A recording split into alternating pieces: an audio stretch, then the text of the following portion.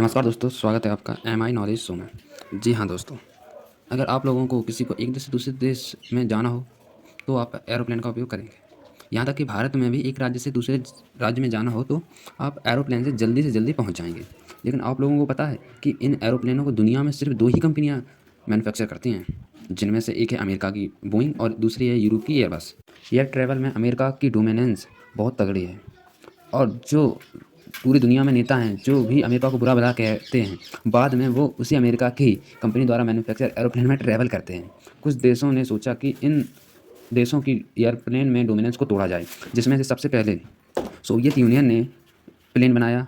फिर भी रूस ने भी करीब 20 सालों के बाद कोशिश करके एक प्लेन बनाया। उसका इतना क्रैश हुआ कि उसको सेफ नहीं कहा जाता।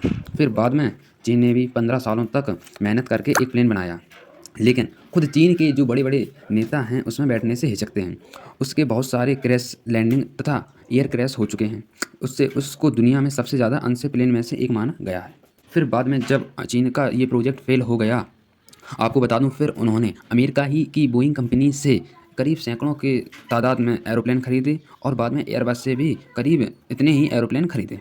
डोमिनेंस को तोड़ने की जो भी देश तैयारी करता है वो फेल हो जाता है, लेकिन भारत भी अब इस डोमिनेंस को तोड़ेगा नहीं, बल्कि इसका एक हिस्सा बन जाएगा। इसका क्या मतलब? इसका ये मतलब है कि भारत अब बोइंग और एयरबस के साथ उसकी मदद लेकर भारत में भी एरोप्लेन बनाएगा। इसकी शुरुआत हो भी चुकी है। करीब कुछ हफ्ते पहले टाटा ने एयरबस से एक डील की, जिसमें भारत में एयरबस और टाटा मिलकर एक मैन्युफैक्चरिंग प्लांट लगाएंगे और उसमें बड़े-बड़े कार्गो एयरक्राफ्ट बनाए जाएंगे। फिर बाद में उस मैन्युफैक्चरिंग कंपनी को एक्सपेंड कर दिया जाएगा, फिर वहाँ पर एरोप्लेन बनने लगेंगे कि और एयरबस ने भी अभी कुछ दिनों पहले एक न्यूज़ निकली थी कि भारत अब एयरक्राफ्ट मैन्युफैक्चरिंग का हब बन जाएगा। बोइंग, जिसे नंबर 1 हथियार निर्माता कंपनी तथा नंबर 1 ही एरोप्लेन बनाने वाली कंपनी कहा जाता है, वो भी भारत में भारी भरकम निवेश करेंगी।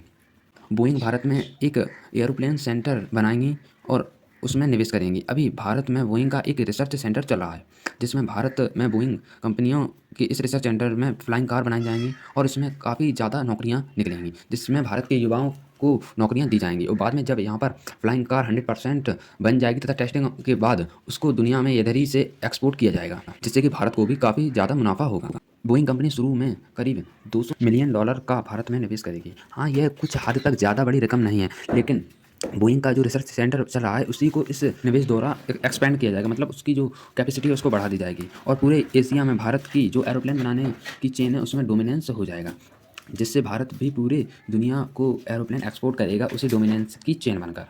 भारत चीन की तरह वर्ल्ड फैक्ट्री नहीं बनेगा, बल्कि टैलेंट फैक्ट्री बनेगा, वो भी एक विश्व गुरु की तरह। अब आप लोग बताइएगा, आप लोगों की इसमें क्या राय है? आप कमेंट सेक्शन में ज़रूर बताइएगा और आप भी बताइए कि आपको कौन-सा ज़्यादा प्लेन सबसे ज़्यादा सेफ़ लगता है। भारत में भी अगर एक राज्य से दूसरे राज्य में आपको जाना है, तो आप प्लेन से जल्दी पहुँच जाएँगे। हाँ, उसमें थोड़ा खर्चा अधिक आता है, लेकिन उसमें टाइम की बचत अच्छी खासी हो जाती है। अब आप लोग बताइएगा कि रूस ने कौन-सा प्लेन बनाया था और उसकी कितनी बार क्रैश लैंडिंग हुई है? अगर आप लोग डिमांड करेंगे तो हम इसको अगले वीडियो में बता देंगे तथा आप इस पर भी चीन के भी प्लेन की जानकारी करना। अगर आपको नहीं मिलती है तो आप लोग मुझे कमेंट सेक्शन में बता दीजिएगा। मैं आपको अगले वीडियो में चीन के भी प्लेन पर एक एक्सक्लूसिव वीडियो बनाकर डाल दूँगा। बोइंग और एयरबस जो भारत में निवेश कर रही हैं, उससे भारत की अर्थव्यवस्था और सुधरेगी तथा उसमें और उछाल आएगा।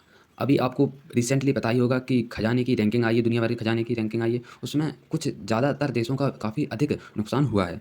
लेकिन भारत में जैसे-जैसे धीरे-धीरे निवेश आ रहा है, उससे भारत की जो फ़ॉरेन रिज़र्व है वो और ज़्यादा बढ़ेगा और करीब ये 600 से ऊपर आराम से क्रॉस कर जाएगा। अभी पहले किया था, लेकिन जो रूस-यूक्रेन युद्ध चल रहा है, उसकी वजह से दुनिया भर की जो करेंसी वैल्यू गिर रही है, उससे भारत को फ़ॉरेन रिज़र्व खाली करना पड़ा। तब तक के लिए जय Hind, thank you for watching video.